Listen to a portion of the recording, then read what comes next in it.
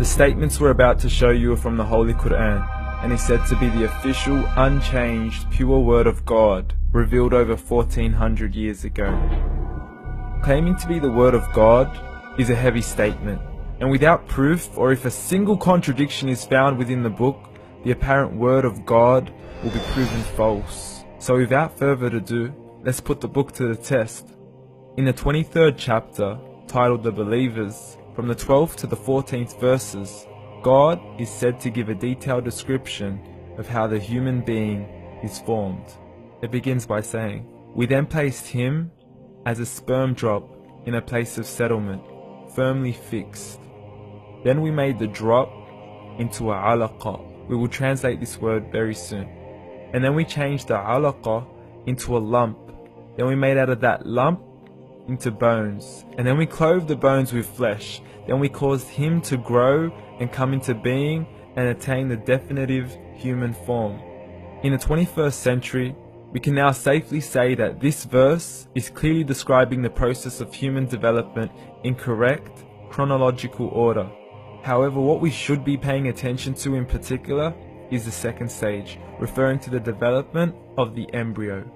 The specific word used to describe the embryo in this verse is the word alaqa. The word alaqa, when translated into English, can mean three separate things.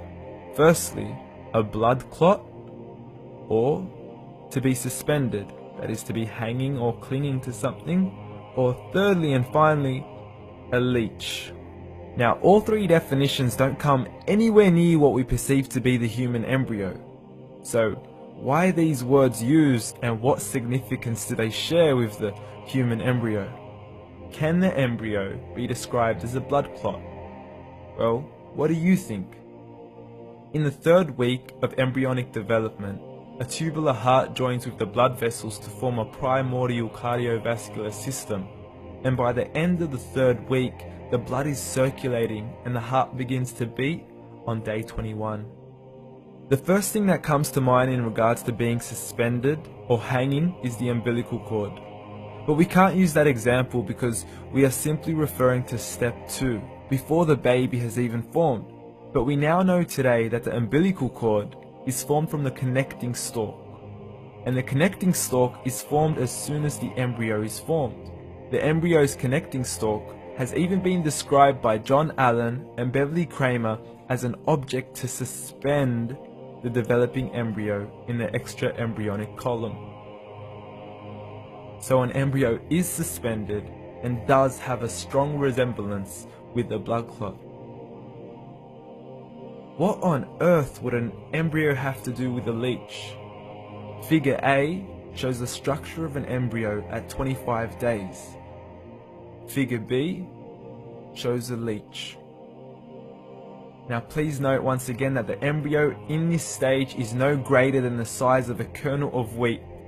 This is an X-ray of the embryo at 22 days. This is the internal structure of a leech. It's mind-blowing stuff, but you still haven't seen anything yet. This is the head of the embryo at 22 days. The detail you are seeing right now is absolutely impossible to be seen with the human eye and can only be seen with a microscope. This is the back end of a leech. There's no other words used to describe this other than mind-blowing. The pictures we have shown you are impossible to be seen with the human eye or even to be predicted by the human mind. Once again, the verses we have shown you were revealed over 1400 years ago to a man who couldn't read nor write. Are these the words of God? Descriptions of the human embryo in the Quran cannot be based on scientific knowledge in the 7th century. The only reasonable conclusion is that these descriptions were revealed to Muhammad from God, from God, from God, from God.